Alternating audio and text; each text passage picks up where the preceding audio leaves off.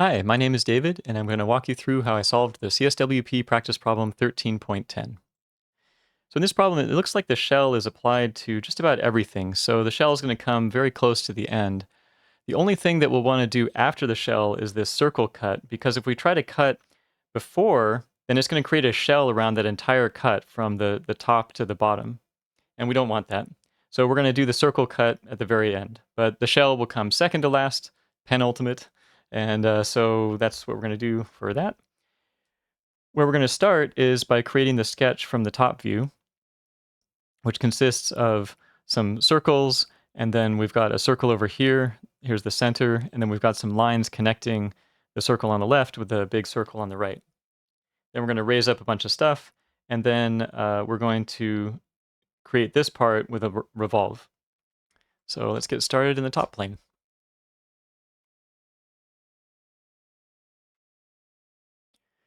All right, go into circle and 120 for the outer circle.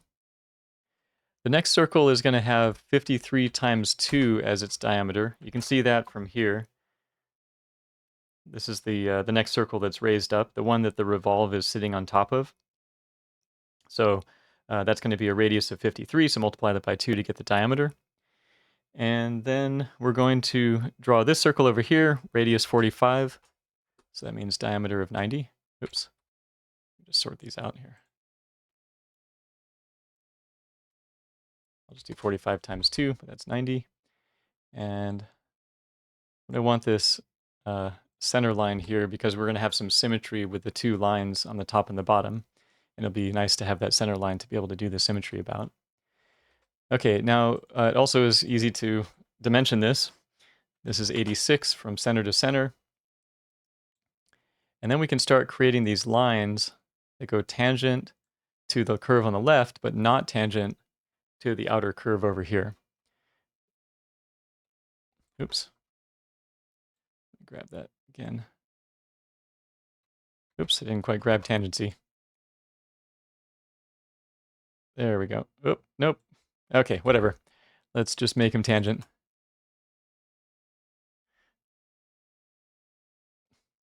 And we'll make these symmetric as well.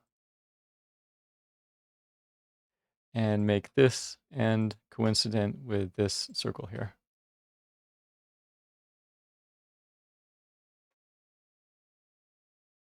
There we go. Okay, so now if we drag these around, these will be perfectly symmetric. Great. Now, one thing is we can trim to tidy things up a little bit, like maybe trim this part out, this part out, this part out, and this part out. So we have just this circle here, or the part of the circle. And what we want to do is also dimension this horizontal distance. This is a distance of 30.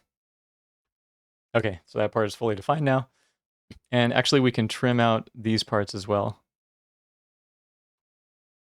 Okay, good. Now the tower here is going to be 10 in. So it's 10 in along all of these parts. These parts are 10 in from here. An offset of a 10.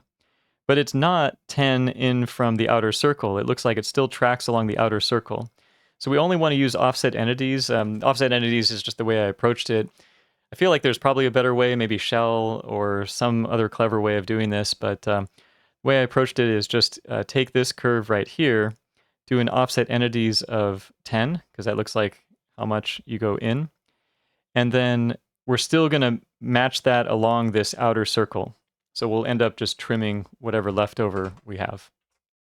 Okay, let me show you what I mean here. Let's grab this curve, offset entities 10, and you can see there will be parts of it that are sticking into that outer circle, but we can go ahead and just trim those off. So trim off that part, that part, that part, and that part. Oh, if I can grab it. Okay, there we go. Oops, didn't quite trim this one either.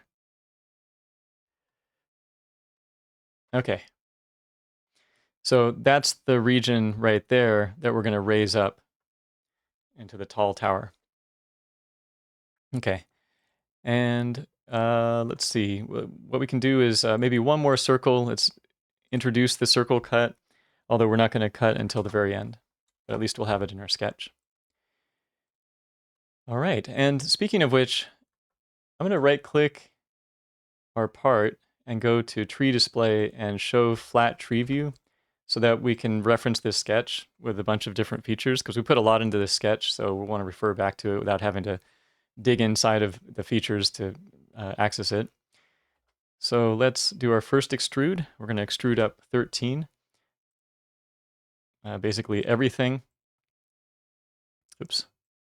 Even the cut part. Remember, we don't want to do that cut until the very end. We don't want that hole there until the very end, where we're going to use that circle to cut. So raise all of this up 13. This part right here, this circle, is going to be raised up 13 plus 13 plus what is it? 7. There it is. 13 plus 7. The reason for that is right here. This 7. So 13 gets you up to the first level of platform. That's like up to here. And then the 7 is, oops, the 7 is not this height. It's the height over here that you can't really see. It's this height right here in the picture. Let me zoom in a little bit. Okay, it's this height right here. That's 7. From here all the way up, that's going to be 12. But 7 is up to that first platform. Later on, we're going to do the revolve around of just the part that's sitting on top of that platform. Okay, so we got that platform. We're going to set the revolve on. We have one more thing to extrude up, which is the big tower thing. And that's going to be going up 13 plus 91. Okay, 13 plus the 91 from bottom to the top. So now let's work on the revolve, and essentially what we're going to do is draw, whoops, this part.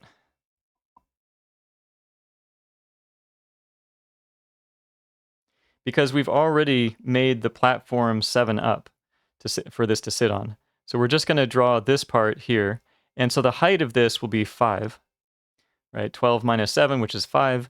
And then we have 20 and 33 for the other lengths.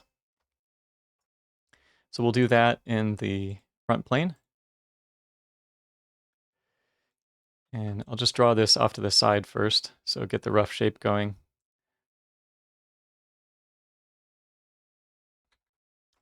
We know this is 5. This is 20. And this here is 33. And then we can set this down on the platform by making the bottom collinear. And then make sure it's up against the edge here. Oops. Let me grab that edge first. Make collinear. And now we can, let me do one more thing. Make an axis to rotate about. And now we can do the revolve. Now it's going to automatically revolve it all the way around, but we want to go in 2 directions, one out this way and one out this way. And so we're going to go 2 directions. And if you look at how far we have to go, it looks like here, so we drew it right here. So we want to go not 180, but 180 minus 45. We want to back it up 45 in each direction.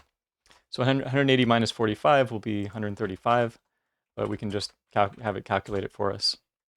So that's one direction. We'll copy and paste that in the other direction. Okay, looking pretty good. So next, let's put the fillets in. For fillets, it looks like these are going to be R2. Sounds like a Star Wars reference. There we go. Okay, R2, and then we'll put the shell in, and the shell has a thickness of 3. And we want to open up the top, and we want to open up the bottom, That way we can see through that tower. And this opens up the entire bottom and also the top as well.